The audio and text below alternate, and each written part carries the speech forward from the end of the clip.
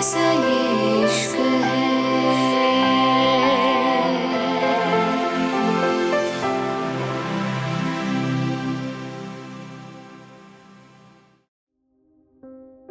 मुंबई। जैसे ही जिहान ने यह कहा था, मीडिया बौखला गई थी। तभी जिहान मुस्कुराते हुए बोला, मुझे ये बताते हुए बहुत खुशी हो रही है कि मेरी बेटी अल्यना राठौर की शादी रिद्धिमान ओबरॉय से फिक्स हो गई है। राठौर और ओबरॉय परिवार अब सिर्फ बिजनेस पार्टनर नहीं, अब रिश्तेदार भी बनने जा रहे हैं। जैसे ही जिहान ने यह कहा था, अचानक से सब शांत हो गए थे। वहीं अलियाना और सेरेन भी आ गए थे। सब लोग हैरान थे, क्या सच में रिद्धिमान और अलियाना शादी के रिश्ते में बंधने वाले हैं? लेकिन ये बात सच थी। सच में दोनों एक रिश्ते में बढ़ने जा रहे थे। अब किसी को कुछ पूछने की जरूरत नहीं थी। हर रिपोर्टर अपने फोन पर बस यही लिख रहा था, #Aliana weds Riddhiman, the royal affair of the year. लेकिन अभी बहुत से सवाल बाकी थे। एक रिपोर्टर सामने देखते हुए बोला, तो मिस्टर जिहान, क्या आप बताएंगे आखिर आप कहाँ थे? रिपोर्टर की बात पे जिहान ने सारा के कांधे पे हाथ रख दिया था और सारा ने गहरी सांस लेके बताना शुरू कर दिया था। आज से 25 साल पहले हमारा एक्सीडेंट हुआ था, जिसमें हमारे साथ हमारी बेटी सेरेन थी। उस वक्त हमारी बड़ी बेटी अलियाना 7 साल की थी। लेकिन हमारा एक्सीडेंट कोई खुद से नहीं हुआ रहा। हमारा एक्सीडेंट कराया गया था और हमारा एक्सीडेंट कराने वाली और कोई नहीं, समीरा राठौर थी। जिहान की बहन समीरा राठौर। जैसे ही सबके ये सुना, अचानक सब शांत हो गए। सेरेन और अलियाना भी अपनी मॉम को हैरानी से देख रही थी। तभी सारा फिर से बोली, लेकिन एक्सीडेंट में सेरेन को कुछ नहीं हुआ था। लेकिन मैं और जिहान बेहोश हो चुके थे और जब हमें होश आया था तो हम इंडिया से बहुत दूर थे, बहुत ज्यादा दूर। हम अमेरिका के किसी हॉस्पिटल में थे और हमें वहां लाने वाली और कोई नहीं, समीरा ही थी। हम ठीक हो सकते थे, हमें इतनी चोट नहीं आई थी। लेकिन समीरा ने हमें ऐसे इंजेक्शन दिए जिससे हमारे होश खोते चले गए और हम कोमा में चले गए थे। लेकिन पिछले 5 साल से मैं कोमा से बाहर थी।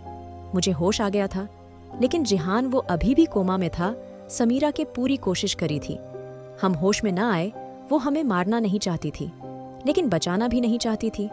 और फिर हमारी जिंदगी में उम्मीद की किरण बन के रिद्धिमान आया, जिसका एहसान शायद हम कभी नहीं भूलेंगे, जिसने अलियाना को ही नहीं हमें भी संभाला। जब हम टूटने वाले थे, रिद्धिमान को पहले ही समीरा पे शक था और उसको हमारी मौत की खबर बहुत अजीब लगी थी। रिद्धिमान ने हर एक चीज को बहुत बारीकी से देखा था और तब उसको पता चला ये एक्सीडेंट इतना बड़ा नहीं था जिससे 3 लोग अचानक से गायब हो जाएं। और फिर रिद्धिमान का शक सही निकला। रिद्धिमान ने हर मुमकिन कोशिश करी और फिर आखिरकार रिद्धिमान ने समीरा का यकीन जीता और समीरा ने रिद्धिमान को वो राज बताया जो अब तक कोई नहीं जानता था। हमारा पता, उसने हमें कहाँ रखा है, कैसे रखा है, क्यों रखा है। और उसके अगले ही दिन रिद्धिमान अमेरिका आ गया था और वो हमें इंडिया ले आया था। रिद्धिमान ने हर मुमकिन कोशिश करी हम ठीक हो जाएं। उसने सब कुछ करा, सब कुछ जो वो कर सकता था। उसने बहुत बड़े डॉक्टर हायर करे। जब हम होश में नहीं थे तब रिद्धिमान हमें सब कुछ बताता था। हर हमारी बेटियों के बारे में, अलियाना के बारे में रिद्धिमान हम बताता था।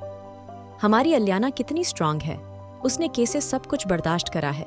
लेकिन हमें इसे ड्रग्स दिए थे जिसकी वजह से हमारा दिमाग तो काम करता था, लेकिन हम कुछ बोल नहीं पाते थे।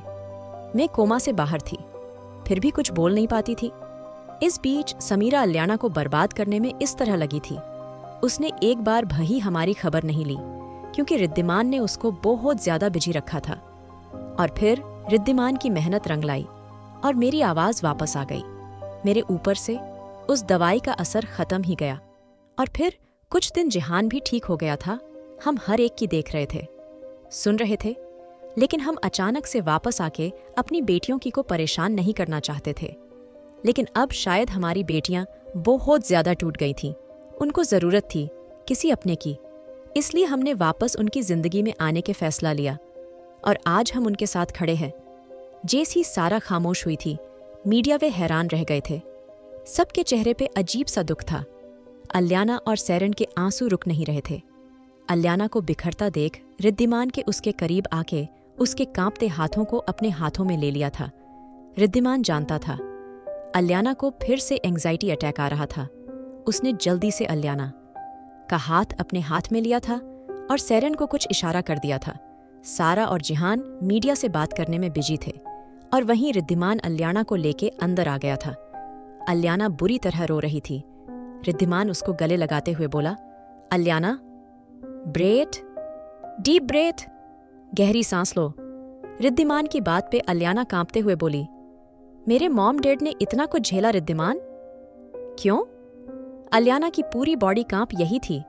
अलियाना धीरे से बोली, रिद्धिमान मेरी दवाई, मुझे दवाई चाहिए। अलियाना की बात सुन के रिद्धिमान गुस्से से उसका चेहरा पकड़ते हुए बोली, बिल्कुल नहीं।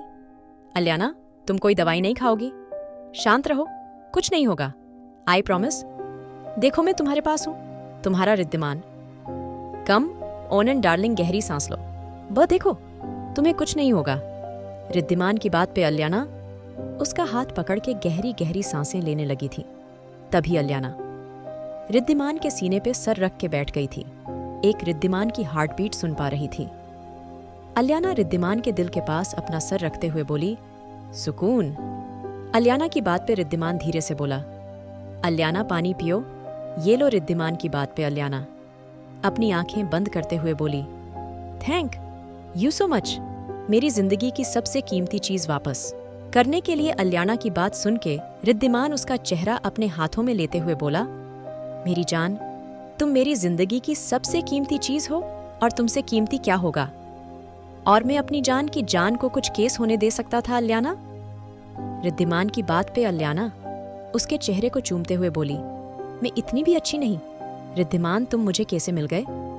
अलियाना की बात पे रिद्धिमान उसके बालों को ठीक करते हुए बोला, अलियाना, लव, प्लीज शांत रहो। तुम्हें इस वक्त सुकून की जरूरत है।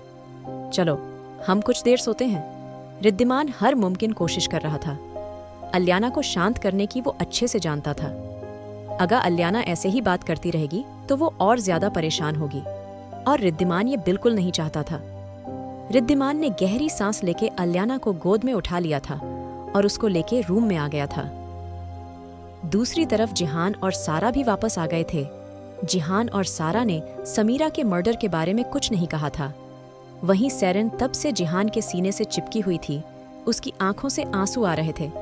सारा सेरेन को शांत करते हुए धीरे से बोली, सेरेन, तुम्हारे मॉम डैड तुम्हारे सामने हैं। तुम प्लीज अब शांत रहोगी? सारा की बात पे सेरेन उसका हाथ पकड़ते हुए बोली, मॉम, आप लोगों ने इतना सब छुपाया? अगर मुझे ये पहले पता होता, मैं अपने हाथों से उस घटिया औरत को मार देती। सेरेन की बात पे रिद्धिमान नीचे आते हुए बोला, मुझे लगता है हमें इस बारे में अब ज्यादा बात नहीं करनी चाहिए, क्योंकि अलियाना काफी परेशान है और अभी अभी भी उसको नींद आई है। मैं नहीं चाहता फिर से उसके एंजाइटी अटैक वापस आए। इसलिए मैं चाहता हूँ आप लोग भी इस बारे में बात ना करें। और हाँ, मेरी इम्पोर्टेंट मीटिंग है, मैं रात तक वापस आ जाऊंगा। आप लोग प्लीज उसको मत जगाना। रिद्धिमान की फिक्रमंदी पे सारा धीरे से बोली, रिद्धिमान जल्दी आना, वो तुम्हारे बगैर एक पल नहीं रहती, तुम जानते हो ना? सारा की बात पे रिद्धिमान मुस्कुरा के बोला, बिल्कुल मॉम, मैं आ जाऊंगा। रिद्धिमान की बात के सारा ने मुस्कुरा के उसको देखा था और रिद्धिमान निकल गया था। वहीं रिद्धिमान तेज ड्राइव कर रहा था।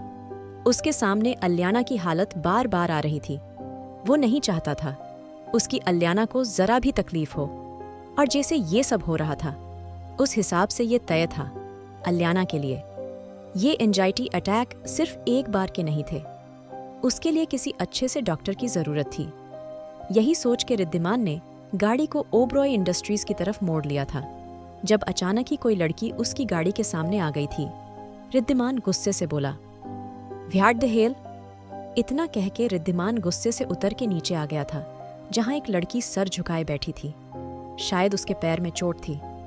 रिद्धिमान गुस्से से बोला, दिमाग खराब है तुम्हारा? मरने के लिए मेरी गाड़ी मिली थी तुम्हें? रिद्धिमान की बात पे लड़की ये अचानक से सर उठाया था और उसकी ग्रे आंखें रिद्धिमान की नीली आंखों से जा मिली थी। आखिर कौन है ये लड़की? क्या करेगा अब रिद्धिमान? कैसी रहेगी रिद्धिमान अलियाना की शादी?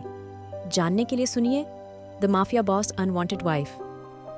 और अगर एपिसोड पसंद आया तो लाइक, शेयर और सब्सक्राइब करना ना भूलें।